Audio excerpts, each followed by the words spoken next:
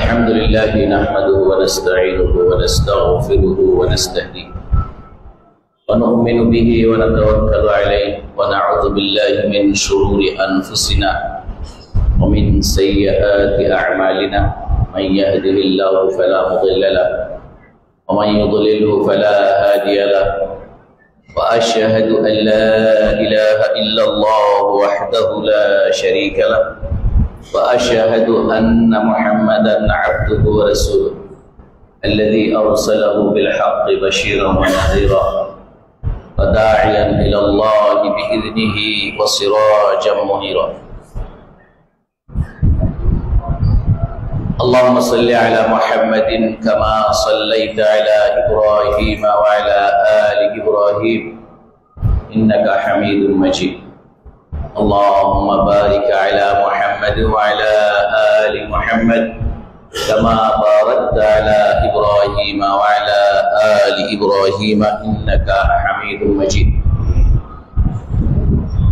أعوذ بالله من الشيطان الرجيم يا أيها الذين آمنوا اتقوا الله حق تقاته ولا تموتن إلا وأنتم مسلمون يا أيها الناس اتقوا ربكم الذي خلقكم من نفس واحدة وخلق منها زوجها وبث منهما رجالا كثيرا ونساء واتقوا الله الذي تساءلون به والأرحام إن الله كان عليكم رقيبا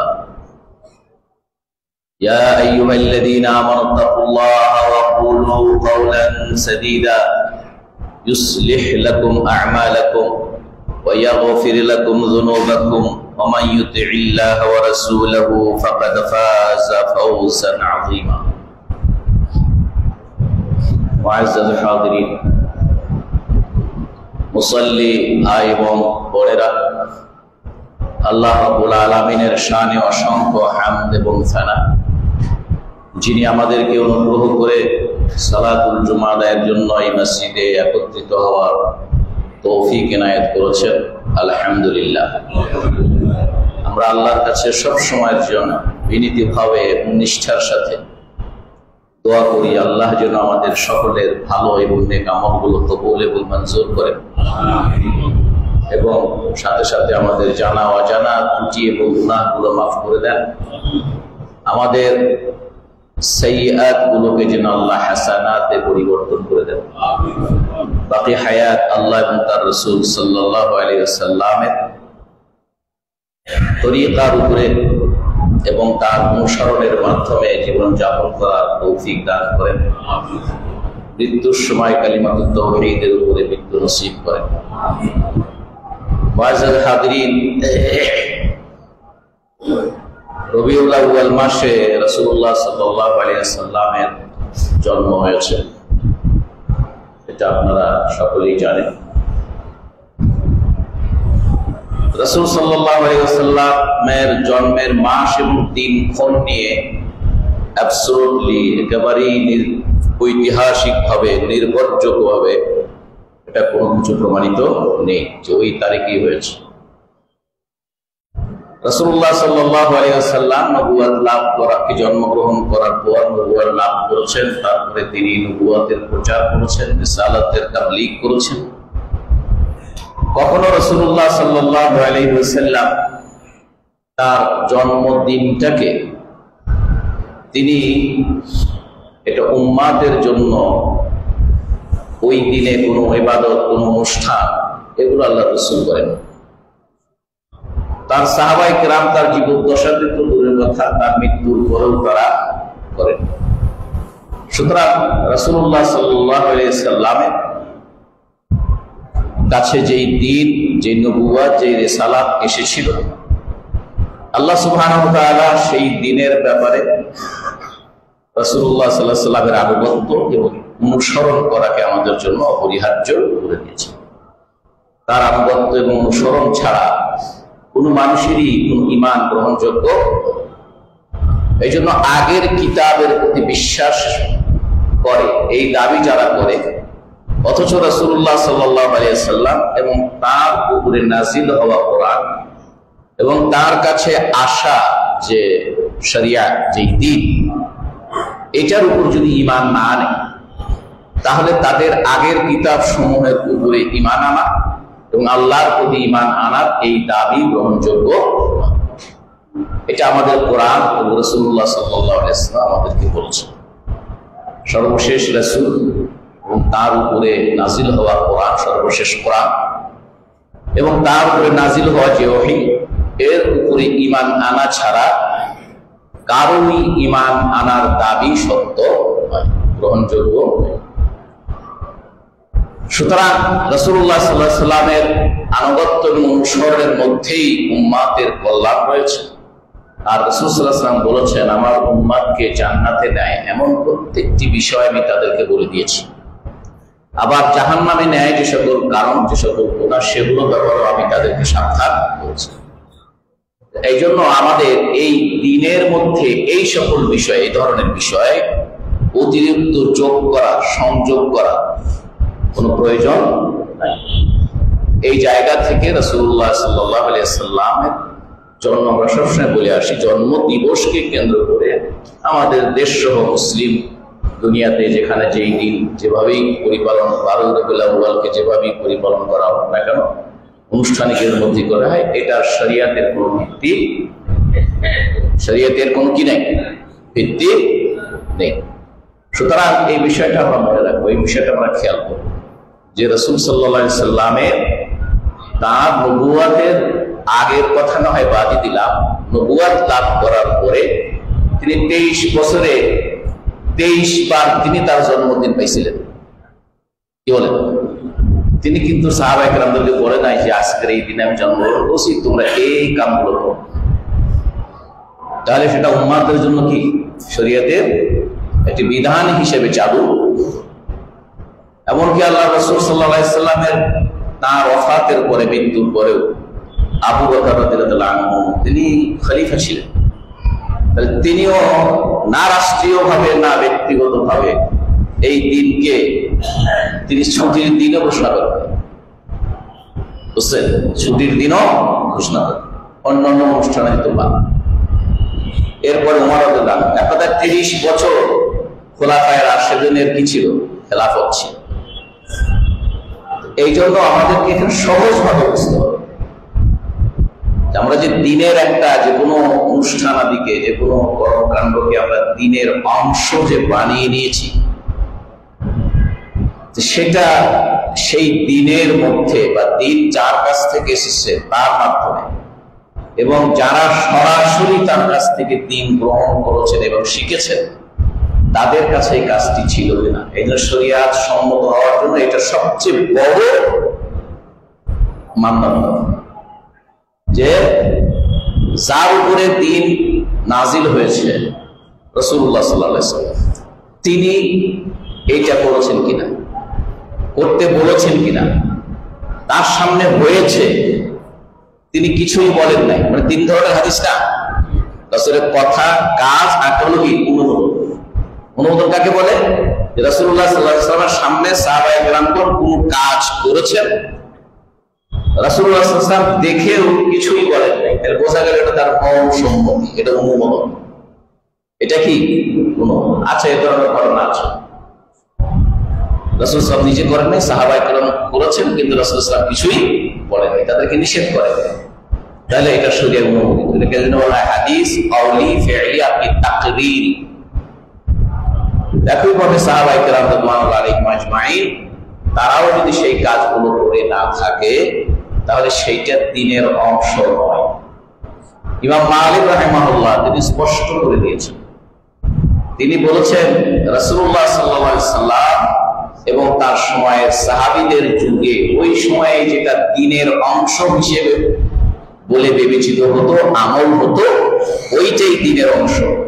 ওই সময় যেটা দ্বীন হিসেবে বিবেচিত হতো না বা যে কর্মটা ওই সময় ছিল না, সেইটা কখনো দ্বীনের অংশ নয়।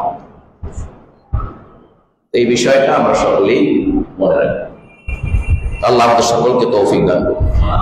আমরা গত জুমাতে রাসূলুল্লাহ সাল্লাল্লাহু আলাইহি ওয়াসাল্লামের প্রবল আকাঙ্ক্ষা উম্মাত ঈমান গ্রহণ করুক, উম্মাত রাসূলুল্লাহ সাল্লাল্লাহু আলাইহি ওয়াসাল্লামের নবুয়ত এবং রিসালাতের প্রতি ঈমান আনুক, এর জন্য প্রবল আকাঙ্ক্ষী ছিলেন রাসূলুল্লাহ সাল্লাল্লাহু আলাইহি ওয়াসাল্লাম।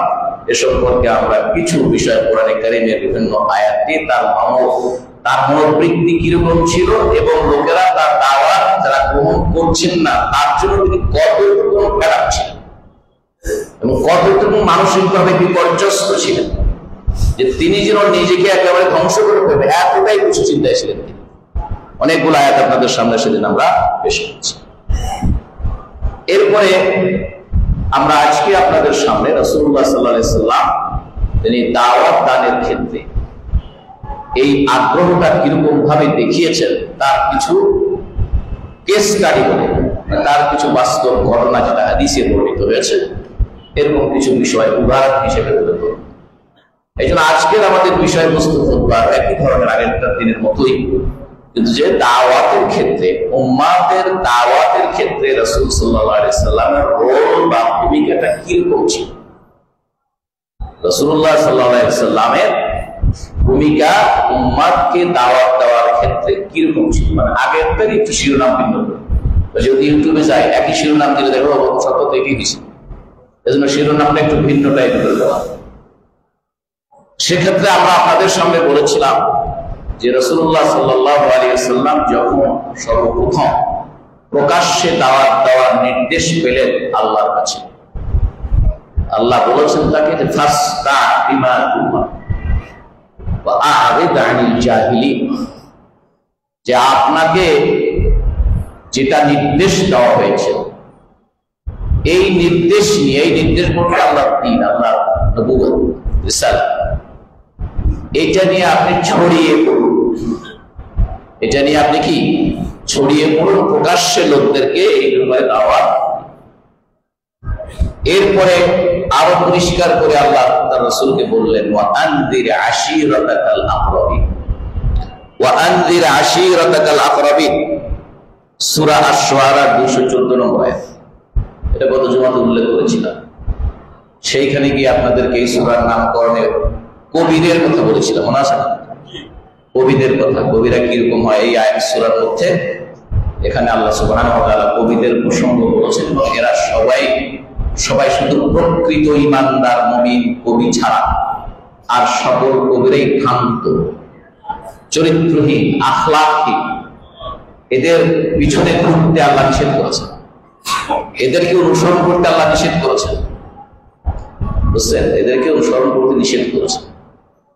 এরপরে আল্লাহ বলছেন ইল্লাল্লাযীনা আমানু, তবে যারা প্রকৃত ঈমানদার মুমিন কবি যারা হয় তারা যদি সেইটার উপর ঠিক থাকে, তাদের ঈমান এবং আমলের উপর যদি ঠিক থাকে, তাদের মধ্যে যদি চরিত্রহীনতা, মিথ্যা প্রচার, তারপর অবৈধ বর্ণনা, অবৈধ কারো চিত্র আঁকানো ইত্যাদি যে বিষয়গুলো আছে যেটা কবিরা করে থাকে, এবং বলে যে কবিদের সামনে কোনো ই নাই, বাদ বিচার, এদের সামনে কোনো বাধা নাই, এরা উন্মুক্ত, লাগামহীন ধরার মতো, যেখানে সেখানে তারা ছুটে বেড়াতে পারে, মানে যা খুশি করতে পারে, যা খুশি করতে পারে, এটাও তাদের। এই সেই সূরা শুআরা 14 নম্বর আয়াতে আল্লাহ বলছেন আনদির আশিরাতাকাল আকরাবিন, তোমার নিকট আত্মীয় যারা আছে তাদেরকে আপনি আল্লাহর আযাবে এবং আল্লাহর দ্বীন বা আপনার নবুয়ত গ্রহণ না করলে যে শাস্তি পেতে হবে এই ব্যাপারে আপনি তাদেরকে সাবধান। তখন রাসূলুল্লাহ সাল্লাল্লাহু আলাইহি ওয়াসাল্লাম এই সাফা পাহাড়ে উঠেছেন, লোকদেরকে ডেকেছেন, তাদেরকে দাওয়াত দিয়েছেন, বলেছেন আমি তোমাদের জন্য সতর্ককারী। ওই একটা ভূমিকা দিয়েছে গত সপ্তাহে আপনাকে বলেছি যে এই পাহাড়ের পিছনে একদল লোক তোমাদের আক্রমণ করবে, বিশ্বাস করবে কিনা। এর দ্বিতীয়টা হচ্ছে, সেটাও আমরা উল্লেখ করেছিলাম যে আল্লাহ রাসূল সাল্লাল্লাহু আলাইহি ওয়াসাল্লাম বলেছেন, ওইটাও বুখারী শরীফে আছে। দ্বিতীয়টাতে আল্লাহ রাসূল সাল্লাল্লাহু আলাইহি ওয়াসাল্লাম তিনি বলছেন ইয়া মা'শারা কুরাইশ, হে কুরাইশ বংশের লোকেরা,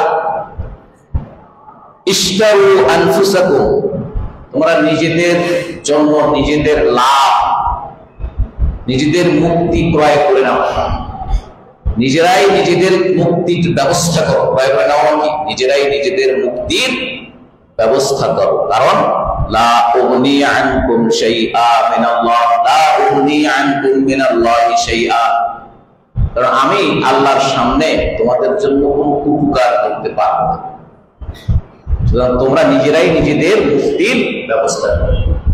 এই নিজেদের মুক্তির ব্যবস্থাটা হচ্ছে আল্লাহ তার রাসূলের বিধান অনুযায়ী চলা, সেই আমল করা।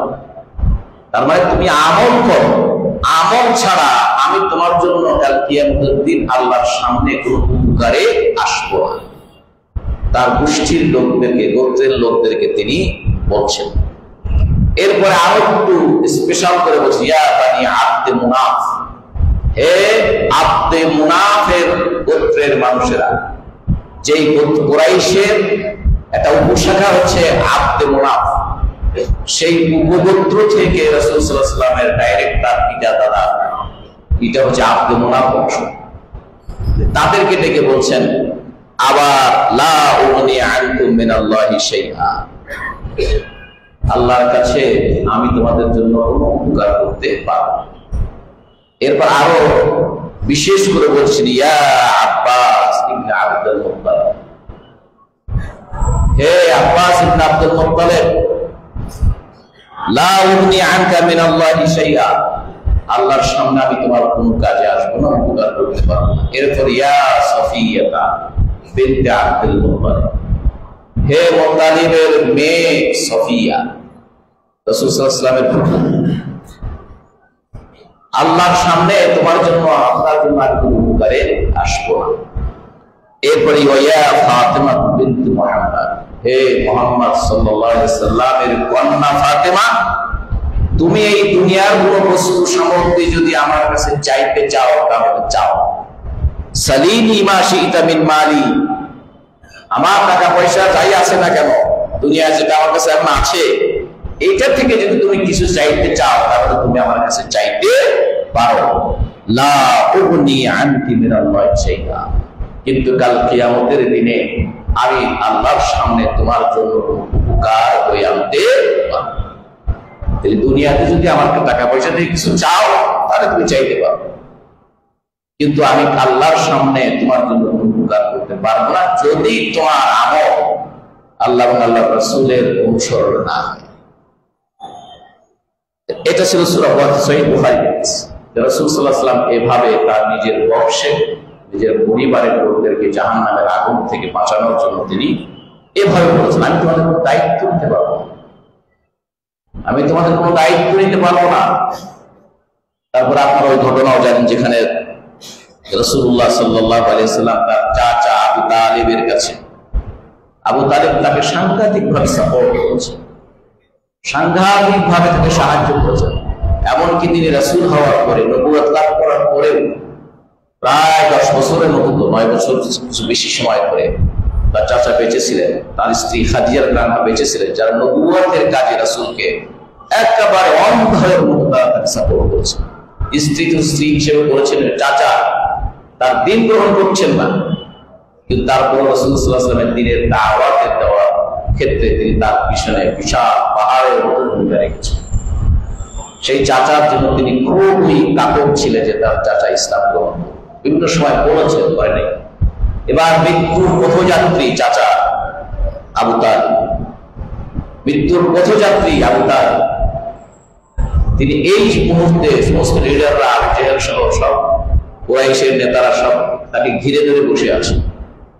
সেই সময় রাসূলুল্লাহ সাল্লাল্লাহু আলাইহি ওয়াসাল্লাম চাচার মাথার কাছে বসে মাথার উপর হাত রেখে বিনয়ের সুরে বলছে, চাচা একবার শুধু বলেন যে আশহাদু আল্লা ইলাহা ইল্লাল্লাহ, এটুকু, আশহাদু আল্লা ইলাহা ইল্লাল্লাহ, এই কথাটি আপনি একটু বলুন। এই কথাটি বললে এর বিনিময়ে, এর মাধ্যমে, এটার উপর ভর করে আমি কাল কিয়ামতের দিন আল্লাহর কাছে আপনার জন্য লড়াই করতে পারব, আপনার জন্য আমি আল্লাহর কাছে তর্ক বিতর্ক করতে পারবো, আপনার জন্য আমি সুপারিশ করতে পারবো। কালিমাতুন ওয়াহাজু বিহা ইনদাল্লাহ, আপনি এই একটা কথা বলেন যে কথাটা বললে আমি আল্লাহর সাথে আপনাকে নিয়ে কথাবার্তা বলতে পারবো। অবস্থা থেকে মনে হচ্ছিল যেন আবু তালিব ভাতিজার কথা শুনবে। এরকম একটি আশঙ্কার জায়গা থেকে আবু জেহেল বলল, হে আবু তালিব, আতারগাবু আন দীনি আবিক, তুমি কি তোমার পিতা মাতা, তোমার পিতা, তোমার বংশে ধর্ম ত্যাগ করে তোমার ভাতিজার ধর্ম গ্রহণ করতে চাচ্ছ? মানে অবস্থায় দেখছে যে বোধহয় করে ফেলবে। এই জন্য তিনি সাথে সাথে বললেন, আবু জেহেল, আতারগাবু আন দীনি আবাইক, আপনার পিতা আব্দুল মুত্তালিব, তার পিতা যে বংশে, যে ধর্মে, যে বিশ্বাসের উপর ছিল, আপনি কি সেটা বাদ দিয়ে আপনার ভাতিজার নতুন ধর্ম দীক্ষিত হতে চাচ্ছেন? তখন আবু তালিব বলল, না, আমার ভাতিজারটা গ্রহণ করছি না, আমি আমার বাপ দাদার বিশ্বাসের উপরই থাকতে পছন্দ করছি। আর একটা জিনিস এখন খেয়াল করেন, আমাদের দেশে অনেক বিশ্বাসদের নামে, ওলি আল্লাহদের নামে তারা মারা গেছে, তাদের কবর থেকে ফয়েজ পায়, তাদের কবর থেকে কি আসে? ফয়েজ বরকত আসে। কি এর কথা শুনেন না যে তাদের রুহানি ফয়েজ পাওয়া যায়, তাদের এই ফয়েজ পাওয়া যায়। আল্লাহ রাসূল তার চাচার মাথার উপরে ডাইরেক্ট হাত দিয়ে আল্লাহ রাসূলের ফয়েজ আবু তালেবের মধ্যে ঢুকাতে পারলেন না, আর আপনার বিশ্বাস কবরে শুয়ে থেকে ফয়েজ আপনার মধ্যে পৌঁছায়। এসে জাহিলিয়াতের কোন কথা আপনার কাছে দুনিয়াতে আছে? এসে পাগলামি কথা দুনিয়াতে কিছু আছে? এর চেয়ে ভ্রান্ত কথা দুনিয়াতে আর কিছু আছে?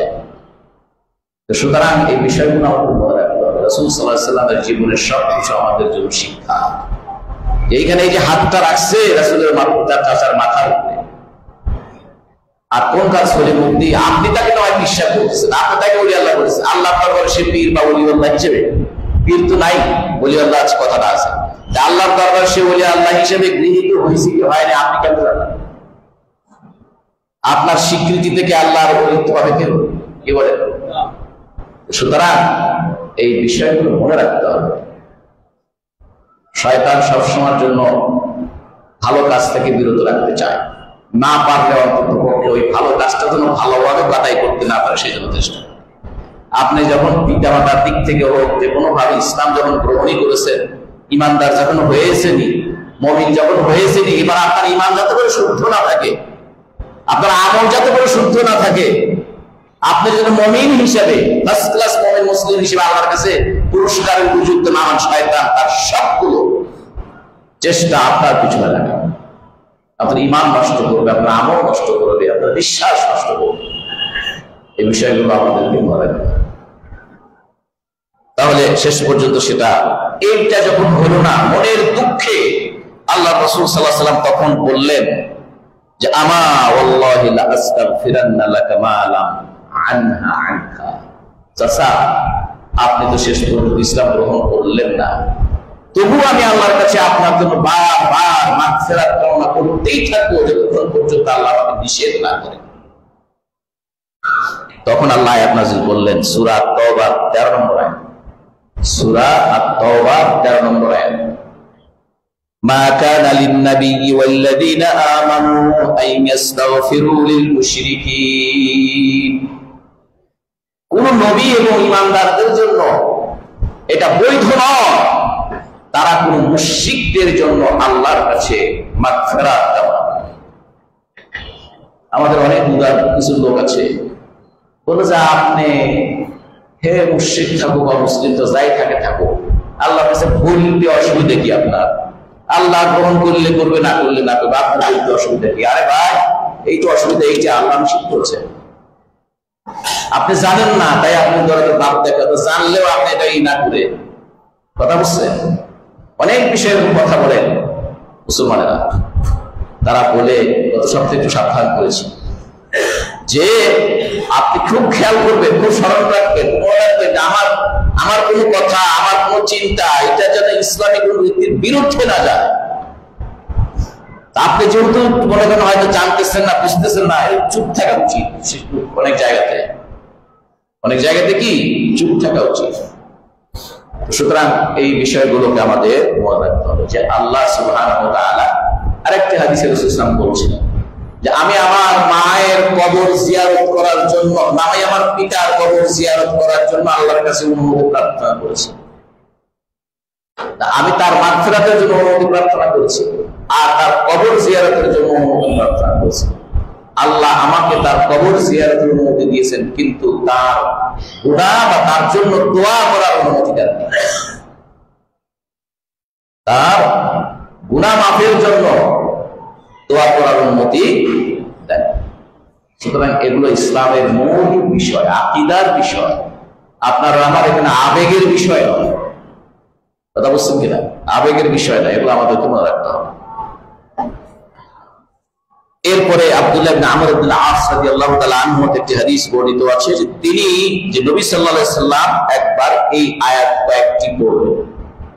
আয়াতটি হচ্ছে রাব্বি ইন্নাহুন্না আদলালনা কাসীরাম মিনান নাসি ফামানিত্তাবা'নি ফাইন্নাহু মিন্নী। সূরা ইব্রাহিমের 36 নম্বর আয়াত। ইব্রাহিম আলাইহিস সালাম দোয়া করছেন, হে আমার রব, এই যে এরা বলতে পারে তার বংশের লোকেরা, তারা যে নিজেদের হাতে মূর্তি বানাইয়া সেটা পূজা করে, সেটাকে তারা সম্মান দেখায়, অভ্যর্থনা জানায়, সম্মান করে, তাজিম করে। খুব খেয়াল করেন, তারা নিজের হাতে বানাইয়া সাংঘাতিক তাজিম করে, সম্মান করে। এখন ওইটা আল্লাহতে বসে, ওইটার সাথে আপনার বাংলাদেশ, আপনার সময়, আপনার কালে এরকম কিছু আছে কিনা যেটাকে আমরা ঠিক ওরা যেরকম বানায় যেরকম সম্মান করতো, আমরা ওই পর্যায়ে সম্মান দেখাই। অনেক বিশ্বাসদের ঘরে ওখানে আপনি তাজা জুতা খুলে যেতেছেন, সম্মানটা এই পর্যায়ে দেখাচ্ছেন, তাই না? জুতা পায়ে দেখলে অসম্মান হলো না, ইত্যাদি অনেক উদাহরণ দেওয়া যাবে, যেটা ওগুলোর সাথে মিল আছে। কিন্তু এগুলো অনেকগুলো হয়ে যায়, বিভিন্ন দিকে চলে যায়, বিভিন্ন খাপে এটাকে প্রবাহিত করা হয়। তখন দেখা যায় যে এটার আপনার মনের মধ্যে, আমার মনের মধ্যে এটা আকীদার পরিপন্থী বিশ্বাস, এটার মধ্যে শিরক আছে। এই কথাটা আপনি মানতেও রাজি না। যারা বলতে চায় তারা বলতে গেলে নানা কারণে বলতেও পারে। সুতরাং ইব্রাহিম আলাইহিস সালাম তিনি বলছেন আল্লাহর কাছে, হে রাব্বি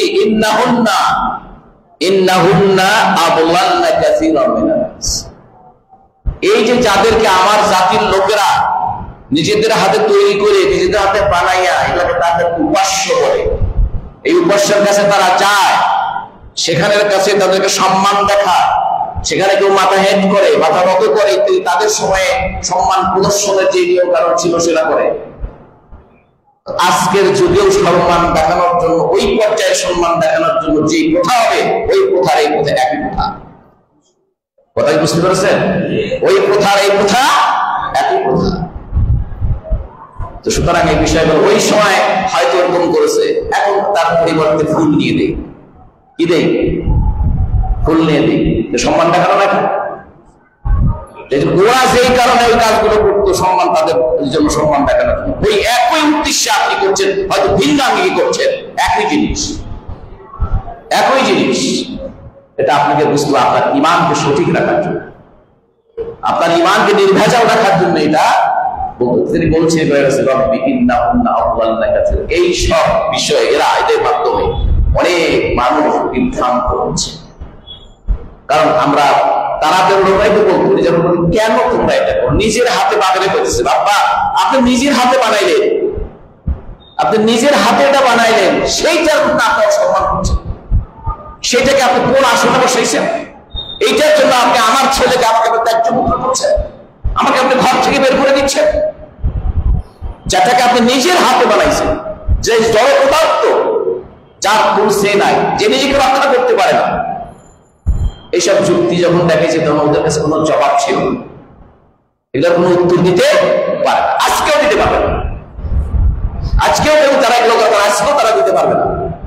অথচ তথাকথিত প্রগতিশীলতার নাম দেবে, প্রগতিশীল মানে বাস্তবতা, রেশনাল এবং যৌক্তিক হওয়া তারা মনে করে। এই ধর্ম অযৌক্তিক, এই জন্য তারা ধর্ম প্রত্যাখ্যান করতে চায়।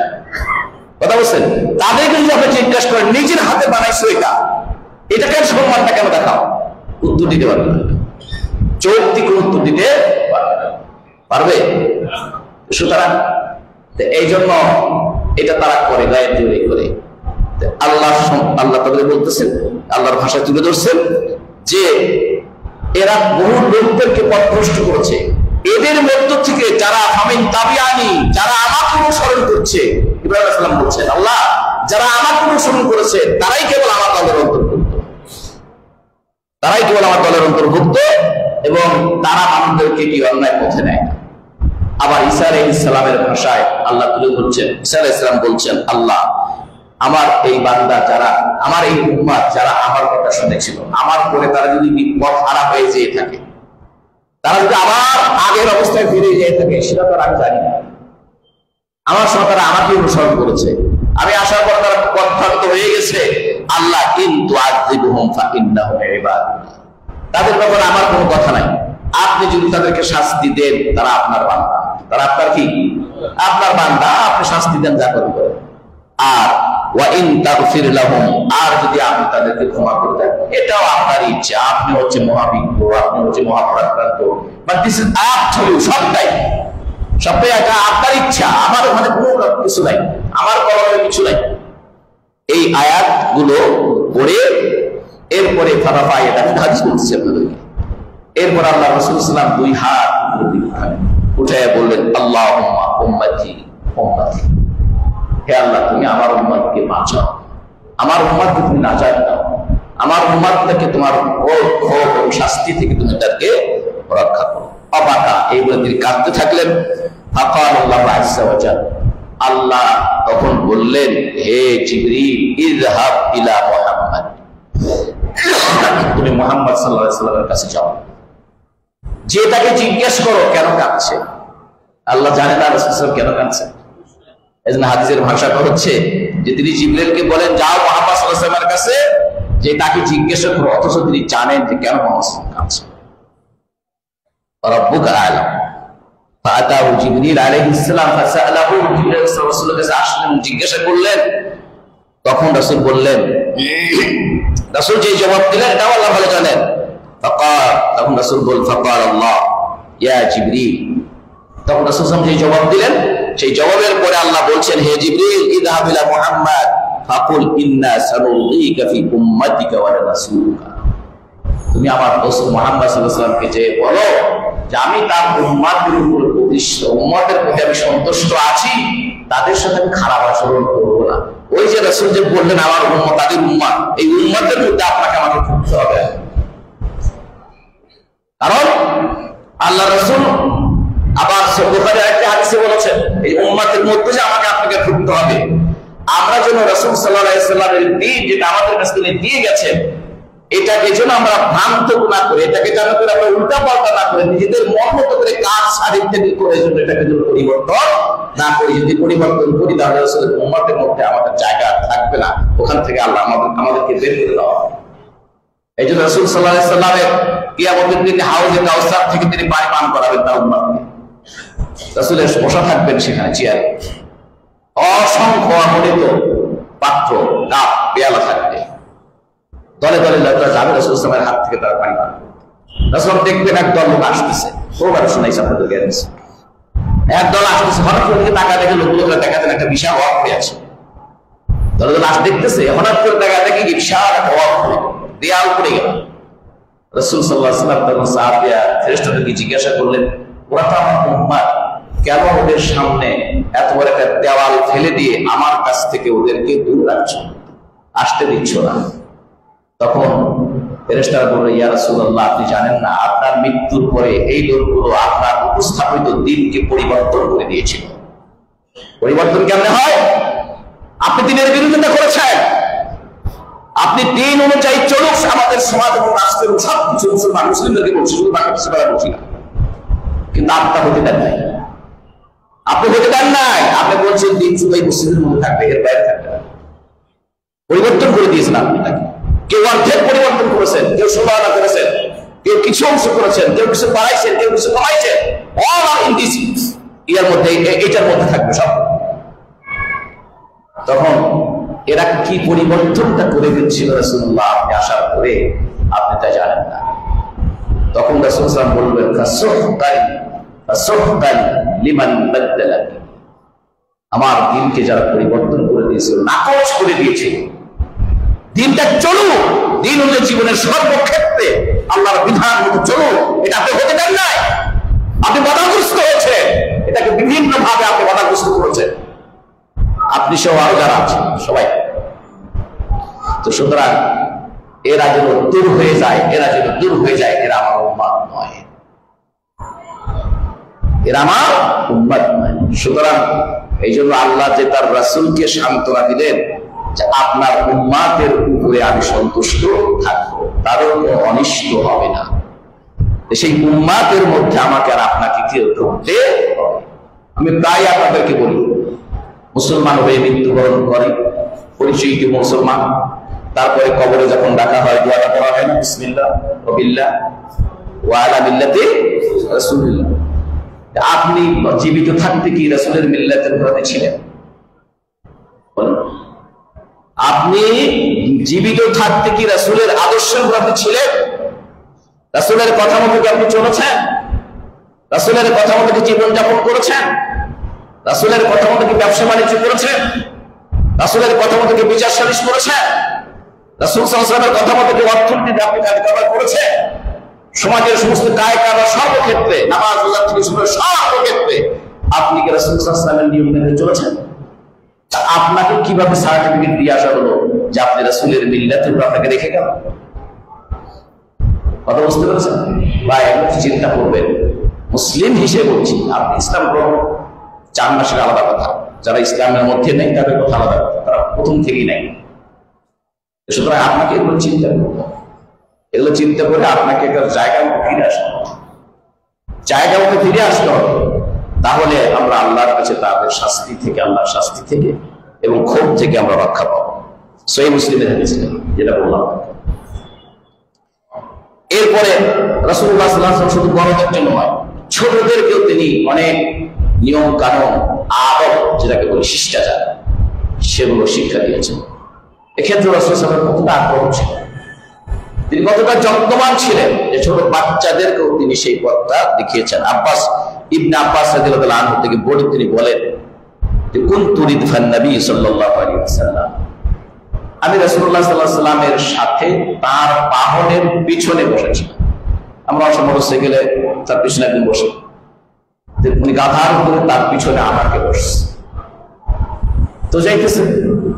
তখন রাসূলুল্লাহ সাল্লাল্লাহু আলাইহি ওয়াসাল্লাম তখন বললেন, নিজেই বলছেন, ইবনে আব্বাস নিজেই বলছেন, ফাকাল লি, আমাকে তিনি বললেন, ইয়া গোলাম, হে প্রিয় বৎস, হে প্রিয় ছেলে, ইন্নী মুআল্লিমুকা কালিমাতি, এই সুযোগটা নিয়ে আমি তোমাকে কিছু কথা শিখাতে চাই। ইন্নী মুআল্লিমুকা কালিমাতি, আমি তোমাকে কিছু কথা শিখাতে চাই।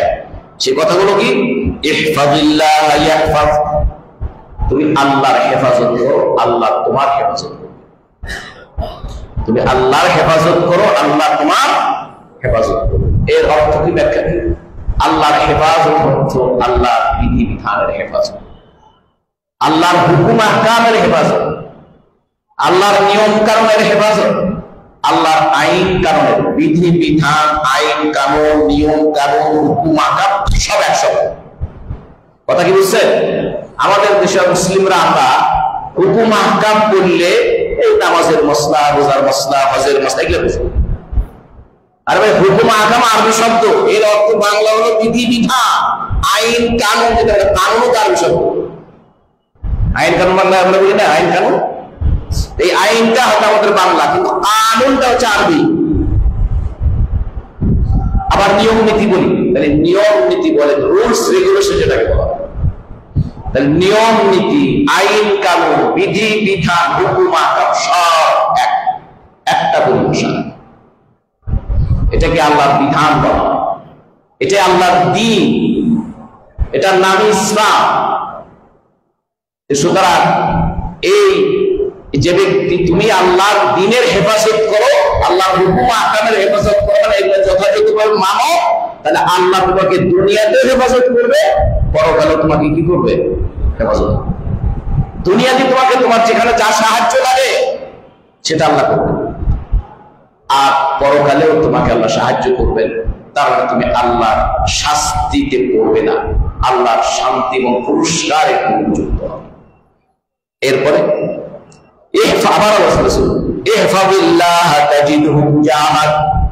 তুমি আল্লাহর বিধিবিধানগুলো হেফাজত করো, সংরক্ষণ করো, পরিপালন করো, তাহলে তুমি আল্লাহকে তোমার সামনে পাবে। আল্লাহকে তোমার সামনে পাবে, তার মানে এরও ব্যাখ্যায় বলেন সামনে পাবেন আল্লাহ তোমাকে সবসময়ের জন্য সাহায্য করার জন্য প্রস্তুত আছে। আল্লাহ তোমাকে সব সময়ের জন্য সাহায্য করতে কি আছে? প্রস্তুত আছে। এরপরে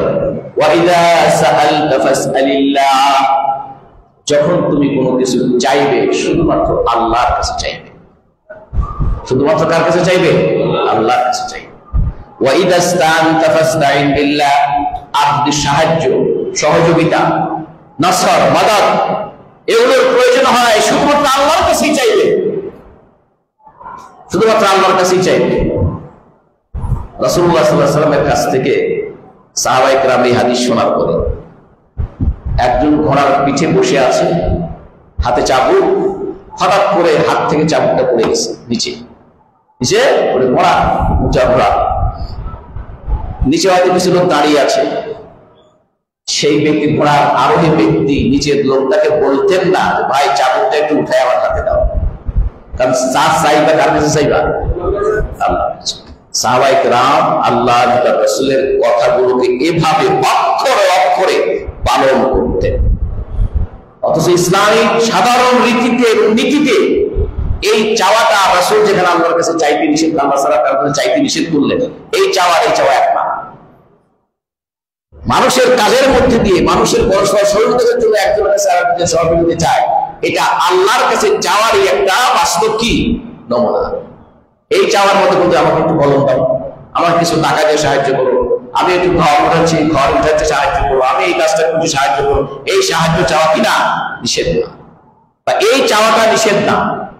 কিন্তু তারপরেও সাহাবায়ে কেরামগণ এটার আমলটা যথাযথ হওয়ার জন্য তিনি নিচে নেমে তারপরে চাবুক হাতে নিয়ে তারপর উঠতেন। আর আমরা যাই বিপদ মুক্তির জন্য বিভিন্ন মাজারে, আমরা যাই বিভিন্ন নিজের তৈরি করা কল্পিত করা কিছু দিয়ে আমরা কিন্তু মানুষের মধ্যে হচ্ছি।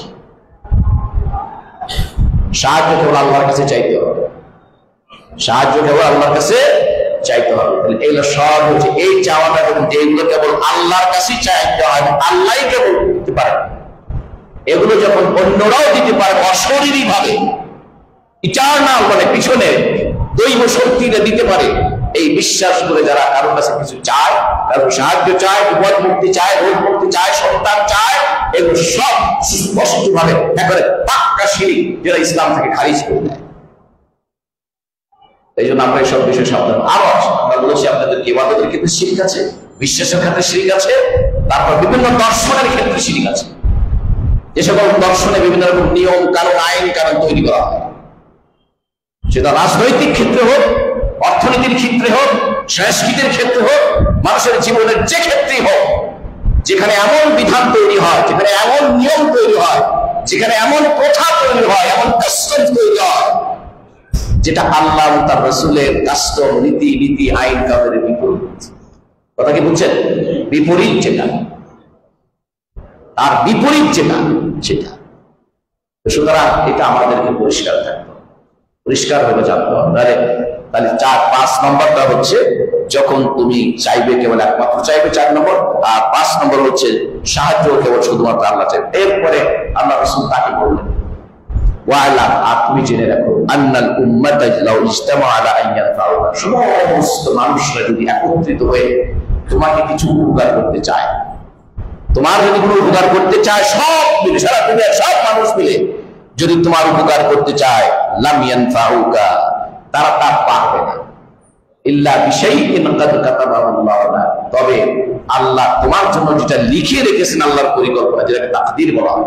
তাকদীর মানে মনে রাখবেন, তাকদীর মানে আমাকে নিয়ে, আপনাকে নিয়ে, সৃষ্টি নিয়ে আল্লাহর পরিকল্পনা। দুনিয়ার কারো জানার ক্ষমতা নেই না আমাকে নিয়ে কি পরিকল্পনা আল্লাহ দিয়েছে, এটা কি আমি আপনি জানি?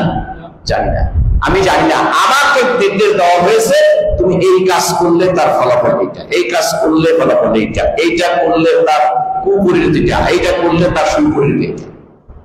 আমাদেরকে শুধু এই কাজ করে দিতে হবে। কাজের পরে যেটা পাওয়ার কথা সেটা যদি না পাই, মনে করতে হবে সেটাই আল্লাহ লিখে রেখেছে। এই জন্য আমি যদি পাইতামই, তাহলে আমি এটা করতামই। আমি যদি এটা পাইতামই, তাহলে আমি করতামই। এইভাবে না, আপনাকে করতে হবে, বাকিকে না করার কথা। এই জন্য আল্লাহ রাসূল ইবনে আব্বাসকে শিখালেন, ইবনে আব্বাস, তুমি সারা দুনিয়ার মানুষ তোমার উপকার করতে চাইলে উপকার করতে পারবে, তবে অতটুকু পারবে যেটুকু আল্লাহ তোমার জন্য লিখে রেখেছেন। একইভাবে উল্টোটাও বলেছেন, এবং সবাই মিলে যদি তোমার ক্ষতি করতে চায়, তাহলে তারা তোমার ক্ষতি করতে পারবে না, তবে অতটুকু পারবে যতটুকু আল্লাহ তোমাকে তোমার জন্য লিখে রেখেছেন।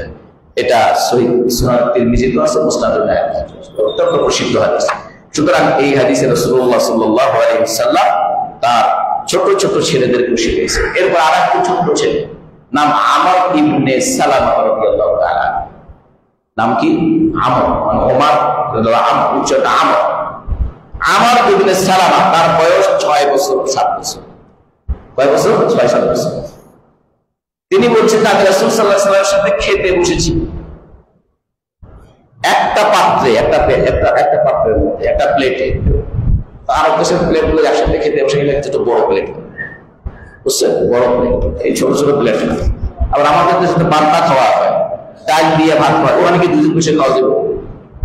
ডাল দিয়ে, তরকারি দিয়ে, ঝোল দিয়ে, ভাত মাখায় টাকা নেয়, ওখানে কি দুজন বসে খাওয়া যাবে প্লেটের মধ্যে? এটা কিন্তু ইসলাম বলে। কথা বুঝছেন না? তরকির জামাতের একসময় দেখছি, এখন আজকে জানি, আমরা যখন ছোট ছিলাম, 2 সময় যে গেছি, দাখিল মাদ্রাসা দাখিল পরীক্ষা দেওয়ার পরে 2-3 মাস ফিরে ছিল না, কোন এলাকার মুরব্বীরা বলছে চলো বসে আসো, তো আমার সাথে আপনি জানতেছ, তখন দেখছি ওরকম প্লেটের মধ্যে পান্তা ভাত 3 দিন মিলা খেতেছে। তাহলে এখন মনে করো কিনা কিনাও তো লাগে না মানুষের, সেই হিসাবে এইটা কিন্তু সুন্নাত না, যে পাত্রটা বড় হবে, খাবারগুলো কি শুকনা খাবার হবে, শাকাগুলো কি আরো কিছু খাবার তো শুকনো খাবার। তো যাই হোক, রাসূলুল্লাহ সাল্লাল্লাহু আলাইহি ওয়াসাল্লামের সাথে তিনি খেতে বসেছেন, তখন তিনি নিজেই বলছেন, আমর ইবনে সালামা 6 বছরের বাচ্চা, তিনি বলছেন, আমার হাতটা পাত্রের মধ্যে, একবার এখান থেকে কিছু নেই, একবার ওখান থেকে কিছু নেই, একবার এই সাইড থেকে কিছু নেই, আমার হাত প্লেটের এদিক, মানে বড় বর্তন যেটা, এর এদিক সেদিক থেকে আমি। তখন রাসূল সাল্লাল্লাহু আলাইহি ওয়াসাল্লাম বললেন, ইয়া গোলাম, হে প্রিয় বৎস, কুল বিয়ামিনিকা ওয়া কুল মিম্মা ইয়ামিন, তুমি ডান হাত দিয়ে খাও আর তোমার সামনে থেকে খাও, তোমার কাছে থেকে, তোমার কাছে যেটা আছে সেখান থেকে তুমি খাও। তবে এর সাথে মাসালা হচ্ছে এটা, যে আপনার সামনে থেকে আছে, এখানে আছে, আবার ওই পাশে আছে, মনে করেন যে পেঁয়াজ ইফতার করতে বসছে, আপনার কাছে আছে এখানে মুড়ি কিছু, বুন্দা কিছু আছে, এই কিছু আছে, কিন্তু ওইদিকে পেঁয়াজ আছে, ওরকম মনে করেন যে আলুর চপ আছে, অথবা এই বেগুনি আছে, এগুলো আছে, ও তাকে সেটা কিন্তু নেওয়া হবে, হাত বাড়ায় ওখান থেকে, কিন্তু যেটা আপনার কাছে নাই, ওই পাশে আছে, সেটা কিন্তু নেওয়া হবে। এর অর্থ কথাটা যে তোমার কাছে যা আছে, তোমার সামনে যদি সাফিসিয়েন্ট থাকে, সেখান থেকে নাও। তো সুতরাং এই জন্য রাসূল সাল্লাল্লাহু আলাইহি ওয়াসাল্লাম এই ছোট্ট সাহাবীকে খাওয়ার আদব এবং খাওয়ার শুরুতে অন্য বর্ণনা আছে, প্রথমে বিসমিল্লাহ, এবং ডান হাত দিয়ে খাও। ভাই, ডান হাত দিয়ে খাওয়া ইসলামের কোর একটি বিধান। যারা এটাকে গুরুত্ব দিতে চান না, বলেন যে 2 হাত তো এক, দুটাই তো আল্লাহ সৃষ্টি করছেন, তারা কিন্তু রাসূলুল্লাহ সাল্লাল্লাহু আলাইহি ওয়াসাল্লাম এই বিধানটাকে আপনি তুচ্ছ তাচ্ছিল্য করছেন। আপনি এটা বুঝে করেন না। কিছু লোক জিদ করি পায়, কিছু লোক কি জিদ করে বা মানতে পারে, একটু দৃষ্টি বললো, এটা আপনারা সব খালি খালি করে, এটা আল্লাহ বলেছে, এটা আল্লাহ বলেছে, এটা বলবো। সুতরাং এই জন্য রাসূল সাল্লাল্লাহু আলাইহি ওয়াসাল্লাম কুল বিয়ামিনিকা, ডান হাত দিয়ে খাও এবং তোমার নিকটস্থ জায়গা থেকে খাও। আল্লাহ আমাদের সকলকে এই কথাগুলো বোঝার তৌফিক দান করুন। বারাকাল্লাহু লানা ওয়া লাকুম ফিল কুরআনিল আযীম ওয়া নাফা'না ওয়া ইয়্যাকুম বিমা ফীহি মিনাল আয়াতি ওয়া যিকরিল হাকীম। আকুলু কওলি হাযা ওয়া আস্তাগফিরুল্লাহ লি ওয়া লাকুম ওয়া লিসাইরিল মুমিনিন ফাস্তাগফিরু ইন্নাহু হুয়াল গফুরুর রাহিম। আলহামদুলিল্লাহি ওয়া আসসালাতু ওয়াসসালামু আলা মান লা নাবিয়্যা বা'দা, আম্মা বা'দ, ফা ইন্না আহসানাল হাদীসি কিতাবুল্লাহ ওয়া আহসানাল হাদী হাদী মুহাম্মাদিন সাল্লাল্লাহু আলাইহি ওয়াসাল্লাম ওয়া শাররাল উমুরি মুহদাসাতুহা ওয়া কুল্লু মুহদাসাতিন বিদআ ওয়া কুল্লু বিদআতিন দালালা ওয়া কুল্লু দালালাতিন ফিন-নার আও কামা ক্বালা আলাইহি সাল্লাতু ওয়াসসালাম। ইবাদাল্লাহ সাল্লু আলা নাবিয়্যিকুম হাইসু আমারাকুম রাব্বুকুম বিস-সালাতি ওয়াস-সালামি আলাইহি ফাকাল ইন্নাল্লাহা ওয়া মালাইকাতাহু ইউসাল্লুনা আলান নাবী يا أيها الذين آمنوا صلوا عليه وسلموا تسليما اللهم صل وسلم وبارك على نبيك محمد وعلى آله وصحبه وسلم وارض اللهم عن الصحابة خصوصا أبي بكر وعمر وعثمان وعلي وعن بقية أصحاب رسول الله صلى الله عليه وسلم أجمعين وعن التابعين لهم ومن تبعهم بإحسان إلى يوم الدين وعنا معهم بجودك وكرمك ورحمتك يا أرحم الراحمين. ربنا آتنا في الدنيا حسنة وفي الآخرة حسنة وقنا عذاب النار. ربنا ظلمنا أنفسنا وإن لم تغفر لنا وترحمنا لنكونن من الخاسرين. رب ارحمهما كما ربياني صغيرا. رب ارحمهما كما ربياني صغيرا. ربنا اغفر لي ولوالدي وللمؤمنين يوم يقوم الحساب. معزز الحاضرين, হঠাৎ করে মনে পড়ে গেল নামাজের আগে আমাদের এলাকার একটা ছেলে, আমাদের এক ছোট ভাই ফোন দিয়ে বললেন যে আমরা ছোটকাল থেকে একেবারে নিচের ক্লাস থেকে ক্লাস 1 থেকে আমরা কামিল পর্যন্ত একসাথে পড়েছি এবং আমরা আমাদের গ্রামে যে মাদ্রাসায় পড়েছি সেখান থেকে আমরা মনে করেন দাখিল পাস করেছি। তো দাখিল পাস কোন মাদ্রাসা থেকে কিন্তু সেই লেভেলে পড়াশোনা করেছি। তাদের মধ্যে একজন ভাই তিনি 6-7 মাস হলো ওই আমাদের ওটা ফাজিল মাদ্রাসা, সেখানে যিনি টিচার ছিলেন রিটায়ার্ড করেছেন। কিন্তু অসুস্থ ছিলেন, আমি শুনে এসেছিলাম, কিন্তু আমি শুনলাম মারা গেছেন। একেবারে ছোটকাল থেকে আমরা একসাথে বড় হয়েছি। সেটা খুবই গরিব ঘরের ছেলে ছিল, কিন্তু এত পড়ুয়া ছিল যে সে রাস্তাতে হাঁটার সময় করতো। আর এই তার এই পড়ার কারণে ও ভালো ছাত্র হয়ে গেছে। ছাত্র বেসিক্যালি এত ভালো ছিল, পড়তে ভালো হয়েছিল। তারপরে ফাজিল মাদ্রাসার তিনি সিনিয়র টিচার ছিলেন এবং তিনি ভালো টিচার হিসেবে বলছেন। তিনি মারা গেছেন একটু আগে। আজকে 5টা জানাজা হবে। আমি আপনাদের কাছে তাকে বলা চাই মাওলানা সাইফুল ইসলাম, আল্লাহ যেন তার ত্রুটি কিছু থাকলে ক্ষমা করে দেন এবং তার পরিবারকে তার তৌফিক দান করেন। আল্লাহ যেন এই ভাইকে জান্নাতুল ফিরদাউসের আলা মাকাম দান করেন। ইবাদাল্লাহ, ইন্নাল্লাহা ইয়ামুরু বিল আদলি ওয়াল ইহসানি ওয়া ইতা'i যিল কুরবা ওয়া ইয়ানহা আনিল ফাহশা'i ওয়াল মুনকারি ওয়াল বাগই ইয়া'iদুকুম লা'allaকুম তাযাক্কারুন ফাযকুরুল্লাha ইয়াযকুরকুম ওয়া লাযিকরুল্লাহি আকবার ওয়াল্লাহু ইয়া'লামু মা তাসনা'উন।